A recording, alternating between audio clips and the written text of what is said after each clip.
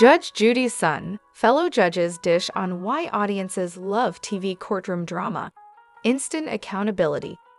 Ladies and gentlemen, welcome to Judge Judy News Channel. Hi, it's good to see you all here again. In today's video, I will show you main topic. Let's start. Streaming now on Amazon's Freevee, Tribunal Justice features a panel of 3 judges: Judge Patricia DeMango, Tanya Acker, and Adam Levy. DeMango is a former New York State Supreme Court justice. Acker served as temporary judge in the Los Angeles County Superior Court and hosts the Tanya Acker Show podcast. And Levy is a former district attorney in New York's Putnam County.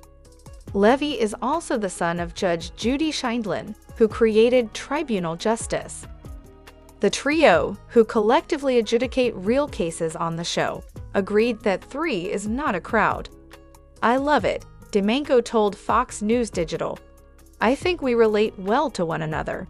There's a different energy coming from each of us at different times, which is a wonderful balance.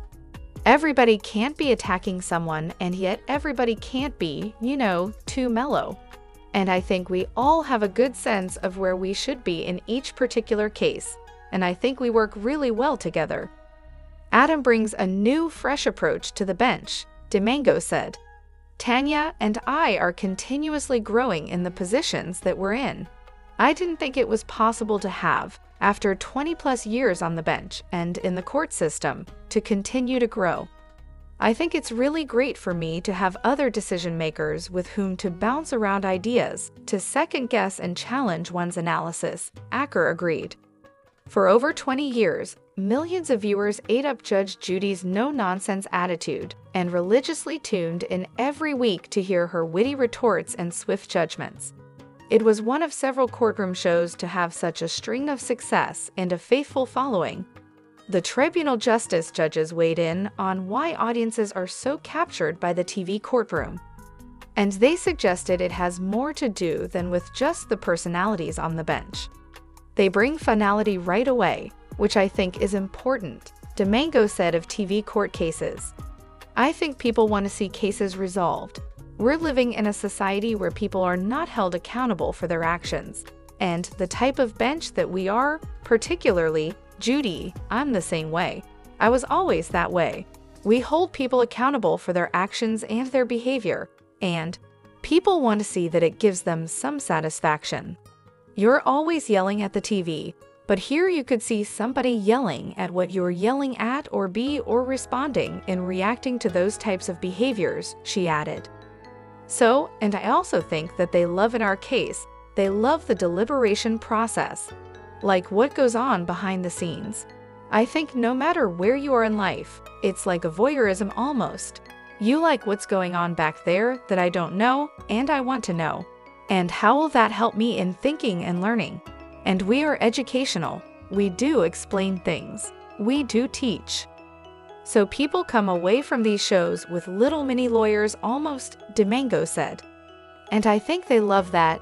People like to learn. They like to see justice. They like to see it swift and fairly. And we give them all of that." Acker added that the TV cases are enjoyable to watch because they're so relatable.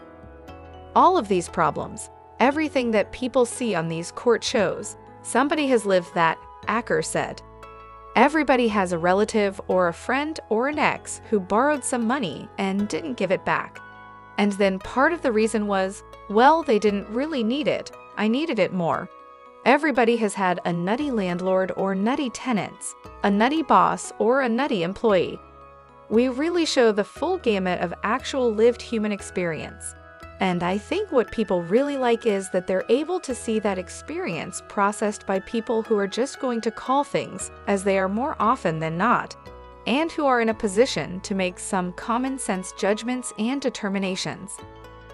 Judge Judy's $47 million salary isn't excessive, appeals court agrees.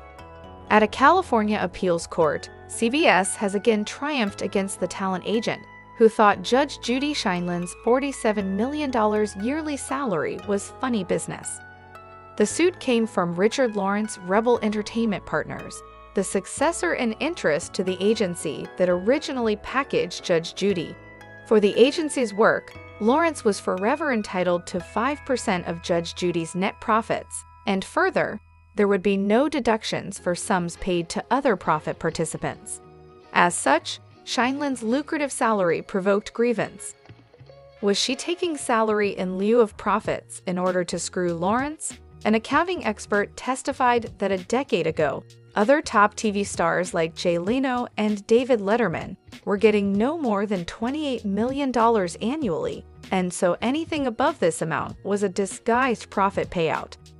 The litigation caused Scheindlin to explain herself in a Hall of Fame-worthy deposition, and the trial judge ultimately came to the conclusion of no bad faith in the salary number, since Scheindlin had CBS over a barrel. Any apportionment of Scheindlin's salary to some form of profit participation would, by definition, introduce risk that Scheindlin was unwilling to accept, states the opinion. In any event, we'd have discovered no authority, and Rebel offers none, obligating an entity to reclassify a performer's salary as something other than salary for accounting purposes. This dispute is part of a multi-layered one that also includes spin-offs and a library sale. Judge Judy says she endorsed Bloomberg because she doesn't see greatness in other candidates. Judge Judy Scheindlin, one of the country's most popular daytime television figures, told CBS News she endorsed former New York City Mayor Michael Bloomberg because the U.S. deserves greatness. Scheindlin spoke to CBS News' Tim Perry while campaigning with Bloomberg in Texas. I looked at the rest of the field, and I said America is the greatest country in the world, and it deserves greatness. And I looked at everybody else, and I said, I don't see greatness there, she said. Scheindlin said she lived in New York during Mike's tenure as mayor, and found him to be innovative, courageous, and beholden to no one. Everybody else out there is just a lot of noise. I also think that he is the only person. You're going to have an election in November, and you're going to need someone who can stand toe-to-toe, who understands the incumbent, and who understands and appreciates how to manage him. I think he's the only one who can do that, Scheindlin said. Scheindlin also took a shot at Senator Bernie Sanders' campaign, saying the country didn't need a revolution. I don't think we need a revolution in this country. I think it's the greatest country on earth. Everybody wants to come here. Nobody's asking for a permanent exit visa out of the United States of America. Everyone wants to come here. That doesn't sound to me like a country that needs a revolution, Scheindlin said. That doesn't mean that some of its systems don't need tweaking. They need tweaking. It has to be made fairer, and the ability to realize the American dream has to be. As for former Vice President Joe Biden, Scheindlin referred to him as a very nice man, but questioned if he should be president. This is his third run for president. I think he's made a lot of friends. I think people feel he's sort of safe. But my question is, if you had to have a heart valve replaced, would you want a nice guy to do it, or do you want the best? I don't see that a nice guy should be the president of the United States. I think that a great guy, by what he's done, should be the President of the United States, Scheindlin said.